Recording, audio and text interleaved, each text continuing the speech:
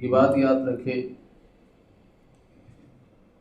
کہ وراثت وہ مال ہے جو بندے کے مرنے کے بعد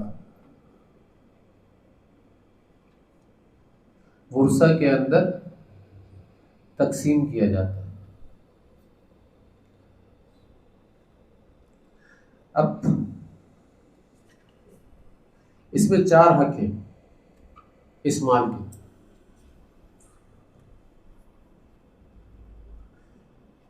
توجہ کے ساتھ سنیے گا، ٹھیک ہے نا؟ اس مال کے 4 حق ہیں جو میت نے چھوڑا ہے۔ ہم ایک ہی حق سمجھتے ہیں وراثت تقسیم کرنے کی،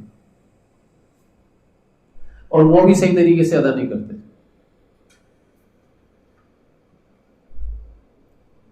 تو پہلا حق کیا ہے کہ اسی مال میں سے تجہیز و تکفین و تدفین ہوگی، یہ پہلا حق۔ جو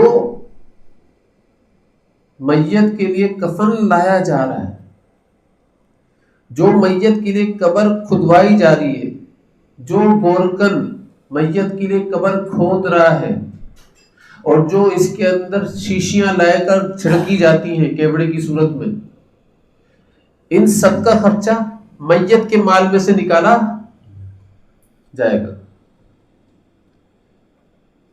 اگر کوئی اور کرتے جائز ہے، یہ سارا خرچہ اگر کوئی اور کرتے جائز ہے، لیکن اگر کوئی نہیں کرتا تو کسی کے اوپر کوئی ڈنڈ نہیں ہے۔ یہ کوئی نہیں کہہ سکتا کہ یار ایک تو بندہ مر گیا، اوپر سے تم لوگ خرچہ بھی نہیں کرتے، کسی کو آر دلانے کی ضرورت اس میں نہیں، یہ شریعت اجازت نہیں دیتی۔ اگر غریب نہیں ہے تو بھی کسی کو آر دلانے کی کیا ضرورت ہے؟ لہذا میت کے مال میں سے، اس کے ترکے میں سے کیا کیا جائے گا؟ تجہیز و تکفین کی جائے گی۔ اور دوسرا حق کیا ہے؟ دوسرا حق یہ ہے کہ اب تجہیز و تکفین کے بعد، تدفین کے بعد جو مال بچ گیا، میت کے اوپر جتنا قرضہ ہے اس مال میں سے اس قرضے کی ادائیگی کی جائے گی۔ ابھی مال وراثت نہیں بنائے گے، ٹھیک ہے؟ ابھی یہ میت کا مال ہے، تجہیز و تکفین اور تدفین کی جائے گی، پھر اس کے بعد قرضے کی ادائیگی کی جائے گی۔ اگر قرضے کی ادائیگی میں سارا مال چلا جاتا ہے، سارا مال بالفرض، مثال کے طور پر 3 کروڑ ہی بچے ترکہ اور 3 کروڑ ہی قرضہ تھا، تو یہ 3 کروڑ کا 3 کروڑ قرضے کے اندر چلا جائے گا، ان ورثہ کے ہاتھ میں کچھ بھی نہیں آئے، ٹھیک ہے نا؟ کیونکہ یہ اس کا مال ہے ہی نہیں۔ جب یہ اس کا مال ہی نہیں ہے تو یہ کس کا مال ہوا؟ لوگوں کا نا، اس کے مال کے اندر ہی وراثت جاری ہوگی نا، اس کا مال ہے ہی نہیں ہے۔ تو لہذا 3 کا 3 کروڑ روپے کیا کر دیا جائے گا؟ قرض داروں کو، قرض خواہوں کو دے دیا جائے گا۔ یہ دوسرا مال کے اندر حق ہے۔ اور تیسرا حق کیا ہے؟ وصیت۔ کہ میت نے اگر وصیت کر دی کہ میرے مرنے کے بعد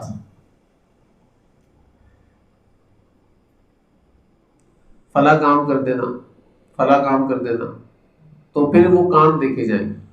اگر وہ کام گناہ کے نہیں ہوئے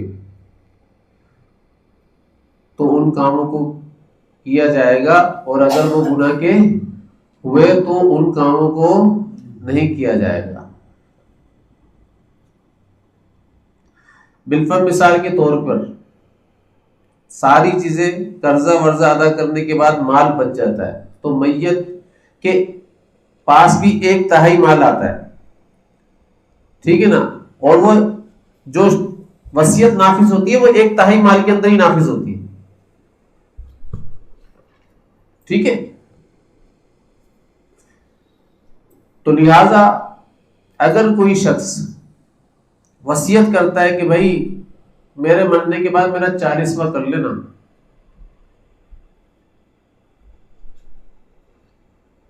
تو اس کی یہ وصیت نافذ العمل نہیں ہوگی، کیونکہ 40واں کرنا بدعت عمل ہے، گناہ ہے سخت۔ اگر کوئی یہ کہتا ہے کہ میرے میت مرنے کے بعد میری قبر کو پکا بنا دینا میرے پیسوں سے، تو بھائی اس کی یہ وصیت نافذ العمل نہیں ہوگی۔ اگر کوئی کہتا ہے کہ میرے مرنے کے بعد سینما کے اندر، سینما بن رہا ہے، اس کے اندر کچھ پیسے ملا دینا، تو بھائی اس کی یہ وصیت نافذ العمل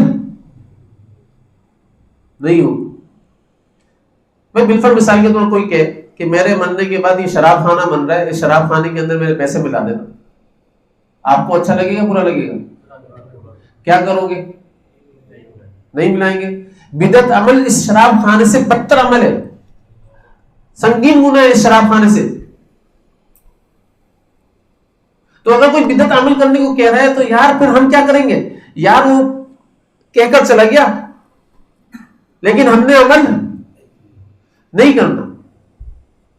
ہاں اگر وہ یہ کہہ کر گیا کہ بھائی میرے مال میں سے جو میرا 1/3 مال ہے اس میں سے مدرسے کے لیے اتنے خرچ کر دینا، مدرسے کے سامان کے لیے اتنے خرچ کر دینا، مسجد بنوا دینا کوئی، یا پھر میری ہو سکتا ہے نماز قضا ہو اس کا فدیہ دے دینا، میرے ہو سکتا ہے روزے رہ گئے ہوں اس پر تو اس کا فدیہ دے دینا، میرا ہو سکتا ہے کہ بھئی زکوٰۃ کا مسئلہ بھی ابھی حل نہیں ہوا ہو تو یار زکوٰۃ کے معاملے کے اندر ذرا کمی کوتاہی اگر ہوئی ہے تو اس کے معاملے میں دیکھ لینا، یا میں نے ابھی تک حج نہیں کیا، حج بدل کروا دینا میرا،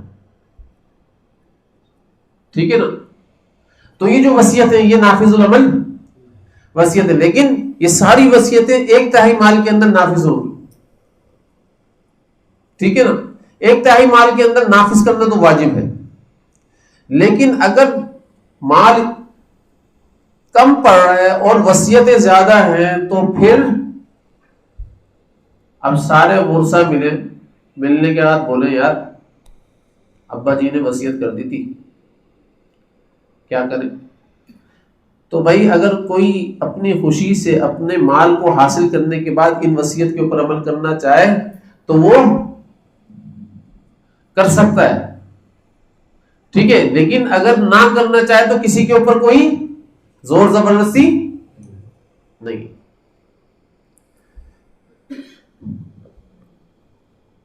پھر چوتھا حق کیا ہے؟ چوتھا حق وراثت تقسیم کرنا۔ یہ جو چوتھا حق ہے نا اس میں بہت کمی کوتاہی ہے۔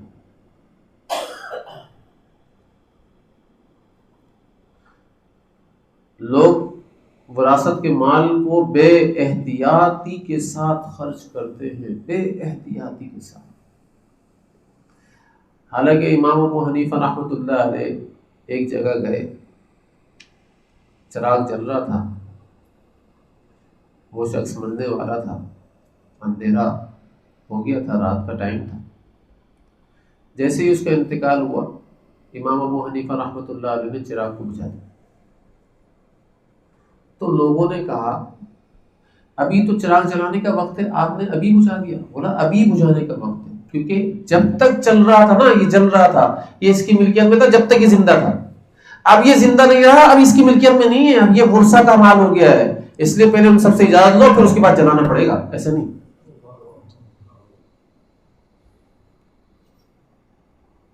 ہمارے یہاں تو یہ ہوتا نا کہ فیکٹری چل رہی ہے تو فیکٹری کے اوپر بیٹوں نے قبضہ کر لیا، گھر کے اوپر شوہر کی بیوی نے قبضہ کر لیا، گھر کا سامان سارا شوہر کی بیوی کا، اور فیکٹری کے اوپر بڑے بیٹوں کا قبضہ، اور چھوٹا بیٹا جو ابھی بیچارہ اسکول کے اندر پڑھ رہا ہے اس کے معاملات ہے ہی نہیں، اس کے اندر اس کے پاس وراثت جاتے جاتے ٹائم لگ جاتا ہے لیکن جاتی ہی نہیں ہے وراثت۔ تیرا کون سا حق بھائی؟ ہم تو اپنے باپ کے ساتھ کام کر رہے تھے، تو نے کیا کیا؟ تیرا تو کوئی حق ہی نہیں بنتا۔ بڑے بھائی پھر یہ کہہ رہے ہوتے اور اس کو وراثت کے مال سے محروم کر دیتے ہیں۔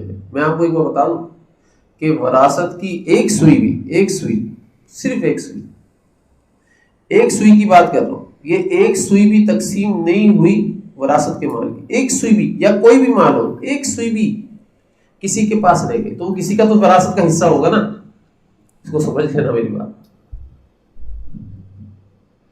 آپ کے پاس کسی کی سوئی رہ گئی تو وہ کسی کی وراثت کا حصہ تو ہوگا، اور آپ نے غصب کی ہوئی. تو حضرت فرمایا کرتے تھے ایک سوئی بھی رہ گئی، ایک سوئی، اللہ تعالیٰ اس کے اعمال ہونے کے باوجود، نورانی اعمال ہونے کے باوجود اس کو جنت میں جانے سے روک دیں گے.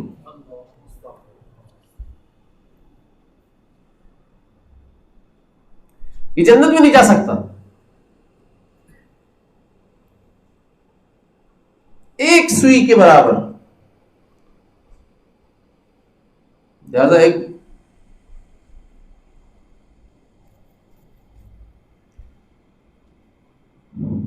بزرگ کا واقعہ آتا ہے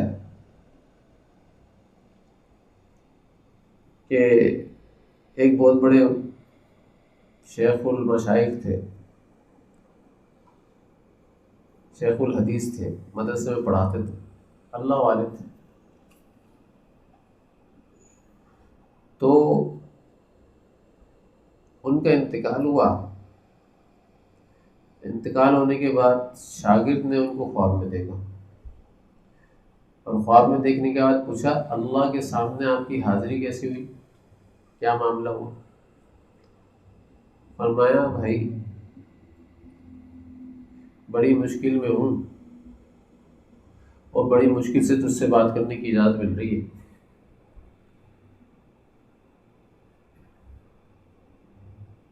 بولا استاد جی آپ اور مشکل میں؟ آپ نے تو زندگی پر اللہ کا کام کیا، اللہ کے رسول صلی اللہ علیہ وسلم کی ذات کا کام کیا، اور پتہ نہیں آپ کے ہاتھوں سے کتنے شاگرد اللہ والے بن گئے، آپ ایسی مشکل میں کیسے آئے؟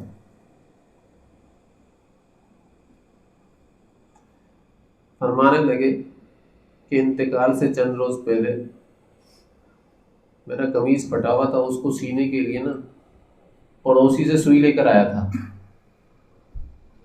اور وہ واپس کرنا بھول گیا. اس کی وجہ سے اللہ تعالیٰ کے ساتھ نے عذاب میں پکڑا، اور باقی سارے عمل مقبول کر دیے اللہ تعالیٰ کے ساتھ. اس کی وجہ سے عذاب میں مبتلا کیا ہوا ہے، اور بڑی مشکل سے تجھ سے بات کرنا اجازت ملی ہے، لہٰذا میرے اوپر ایک احسان کر، میرے گھر جا اور فلاں جگہ پر وہ سوئی رکھی ہوئی ہے، اس جگہ پر جا کر گھر والوں کو بولنا سوئی نکال کر دے اور میرے پڑوسی کو واپس کر آ جا، اور اس سے معذرت بھی کر، معافی بھی مانگ.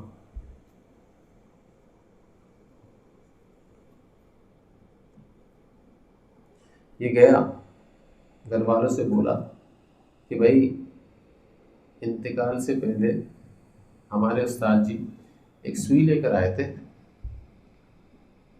وہ سوئی فلاں جگہ رکھی ہوئی ہے، آپ وہ سوئی فلاں جگہ سے لا کر مجھے دے دیں تاکہ میں جو اس کی سوئی ہے، امانت ہے، اس کو واپس کر دوں گا.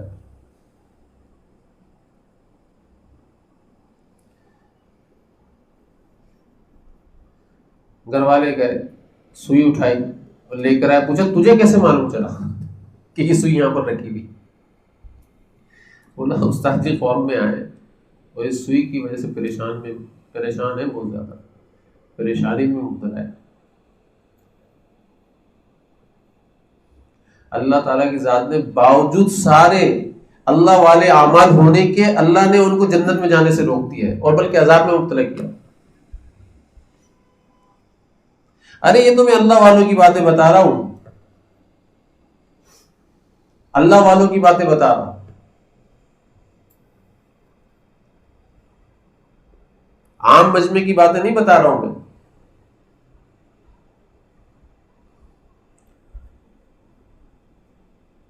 تو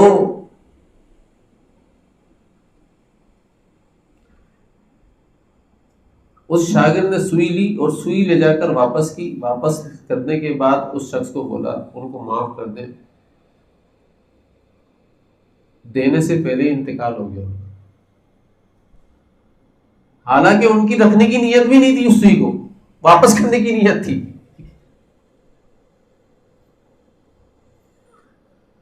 دینے سے پہلے انتقال ہو گیا.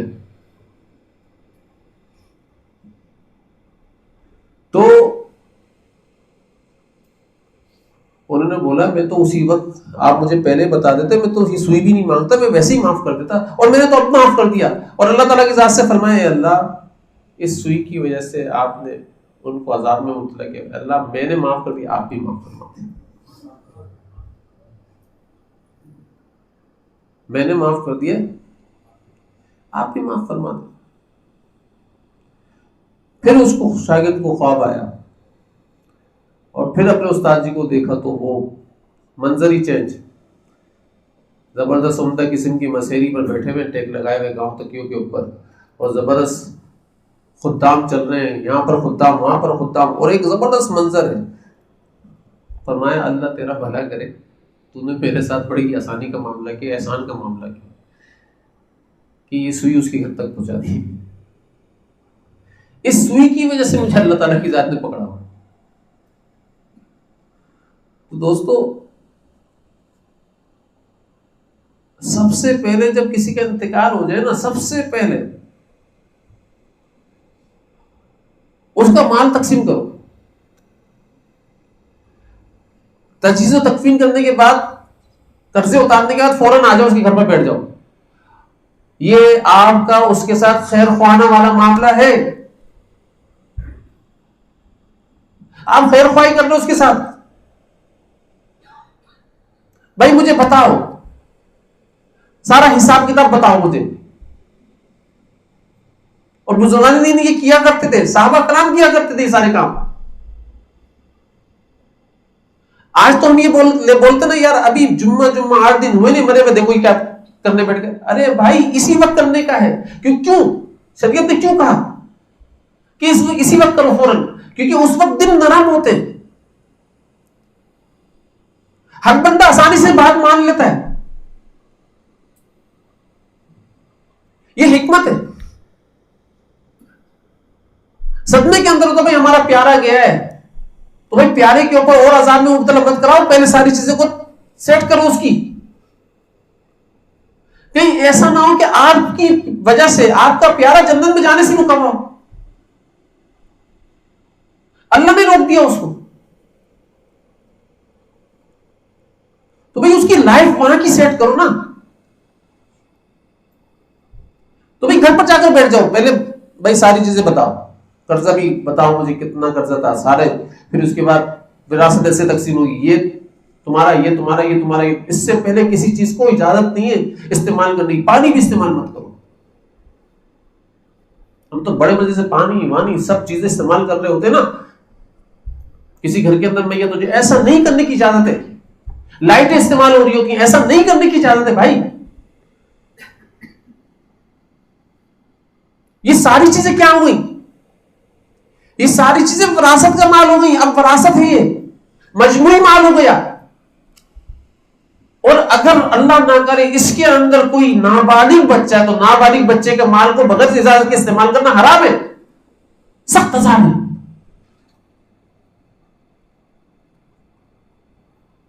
اس ورثہ کے اندر، وارثوں کے اندر.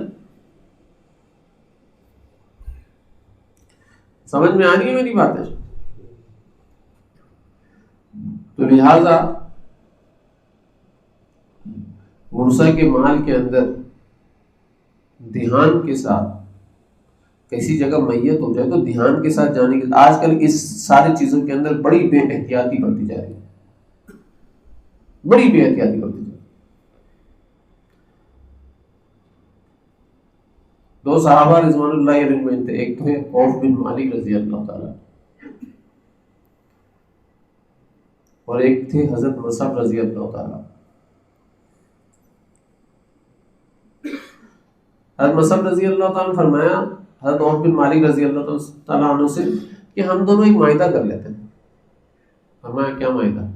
بولا جو بھی ہم میں سے پہلے جس کا بھی انتقال ہوگا وہ اس شخص سے خواب میں ملاقات کرے گا. تو حضرت عوف بن مالک رضی اللہ عنہ نے فرمایا ایسا ہو سکتا ہے؟ بولا ہاں ہاں بالکل ہو سکتا ہے. ایسا کیوں نہیں ہو سکتا؟ بالکل ہو سکتا ہے. ابھی معاہدہ کرنے والے کون تھے؟ حضرت مصعب رضی اللہ تعالیٰ.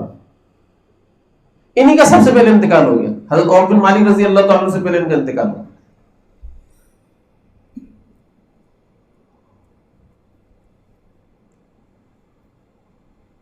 اب انتقال ہوا تو حضرت عوف بن مالک رضی اللہ تعالیٰ عنہ نے ان کو خواب میں دیکھا، کیونکہ معاہدہ ہو چکا تھا نا خواب کا.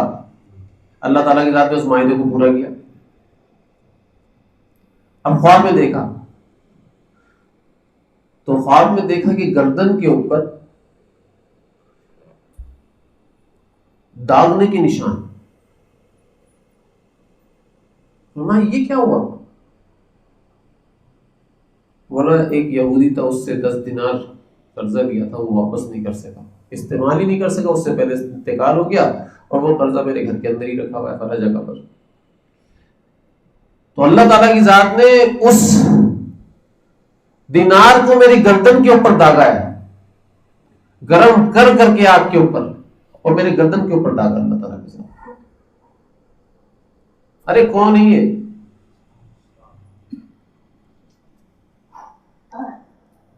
اللہ کے نبی صلی اللہ علیہ وسلم کی کون ہے یہ؟ صحابی ہے. اور کیا ہو رہا ہے؟ کہاں داغا جا رہا ہے؟ گردن.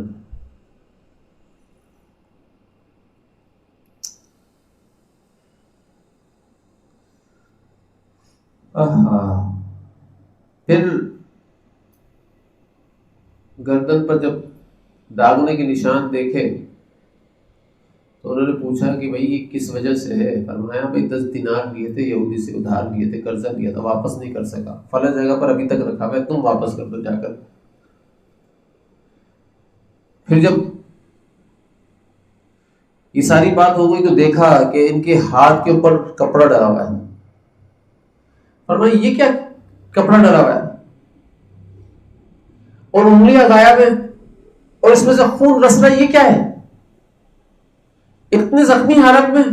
فرمایا جب انتقال ہو رہا تھا میں نے اپنی انگلیاں چبا لی.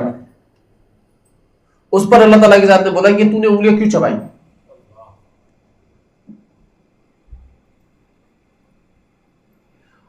اس وجہ سے یہ کپڑا میرے ہاتھ پر ڈلا.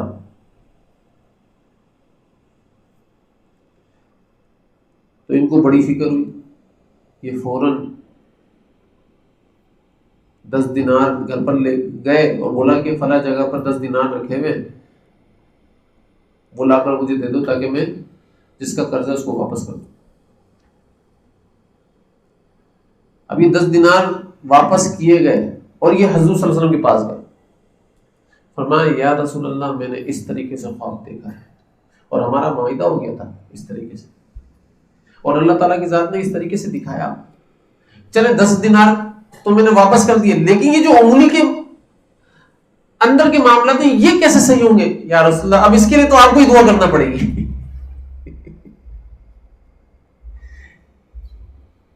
آپ دعا کر دیجئے. وہ حضور صلی اللہ علیہ وسلم کے ہاتھ اٹھے اور اللہ کے نبی صلی اللہ علیہ وسلم نے دعا کر دی. اللہ تعالیٰ کی ذات نے وہ چیز بھی دور کر دی. اب جب دوبارہ خواب میں دیکھا تو گردن کے داغ کے نشان بھی غائب اور ہاتھ بھی مکمل صحیح. فرمایا اللہ کے نبی صلی اللہ علیہ وسلم کی دعاؤں کی برکت سے سب کچھ صحیح ہو گیا. دیکھو وہ صحابی ہیں، نہ ان کا مال کھانے کا ارادہ تھا، نہ ہو سکتا ہے، نہ ہوگا. ٹھیک ہے نا؟ اور بڑے صحابی ہیں.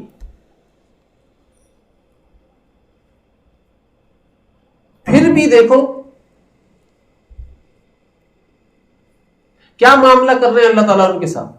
تو میں اور آپ کس طریقے سے ایک دوسرے کے مالوں کو کھا جاتے ہیں اور ذرہ برابر پرواہ نہیں ہوتی، ذرہ برابر فکر نہیں ہوتی. ایک ایک پائی کھاتے ہیں، ایک ایک پائی کا حساب ہوگا، ایک ایک پائی کا حساب ہوگا.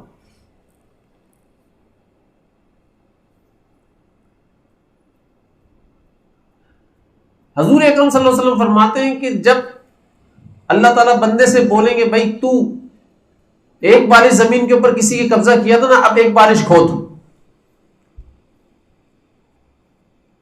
یہ ساتوں زمین کو کھودے گا.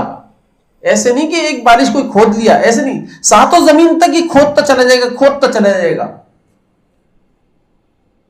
اور حدیث کے اندر آتا ہے جو کھودنے سے زمین مٹی جمع ہوگی اس ساری مٹی کو اللہ تعالیٰ توق کی صورت دیں گے اور اس توق کو اس کے گلے کے اندر ڈال دیں گے. اب اٹھا اس کو.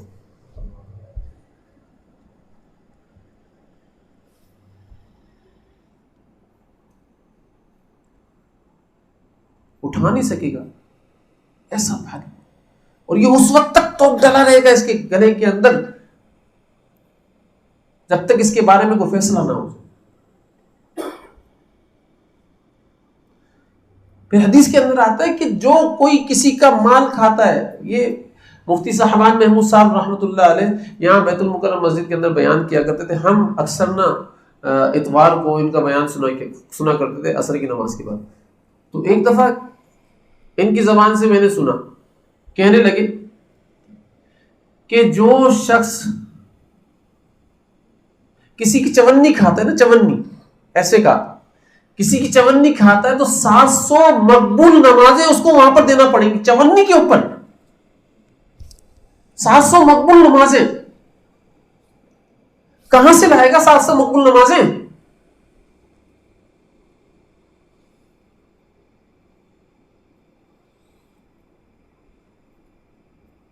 اتنا آسان نہیں ہے. ارے اگر کوئی ایسا کوئی معاملہ ہے نا تو پہلے یہیں پر ہی حل کروا لو, اللہ کی قسم یہیں حل کروا لو. یہ فانی دنیا ہے, فانی. حضرت ابراہیم علیہ السلام نے ایک نعرہ لگایا, قال لا احب الآفلین. کیا کہا تھا؟ میں فنا ہونے والوں سے محبت نہیں کرتا, نہ میں کرتا ہوں نہ کروں گا. یہ حضرت ابراہیم علیہ السلام کا نعرہ تھا. ارے یہی نعرہ میرے اور آپ کے اندر آ جائے, لا احب الآفلین. اے اللہ ہم تو آپ سے محبت کریں گے, آپ فنا ہونے والے نہیں, آپ باقی رہنے والے, آپ ہی سے محبت کرنی ہے. تو فانی چیزوں سے محبت کر کے کیا کرنا؟ جو چیز باقی نہیں رہنے والی اس سے محبت کر کے اپنے آخرت تباہ کیوں کر رہے ہو یار؟ آسانی سے یہیں پر ہی دے دو, یہیں پر ہی دے دو.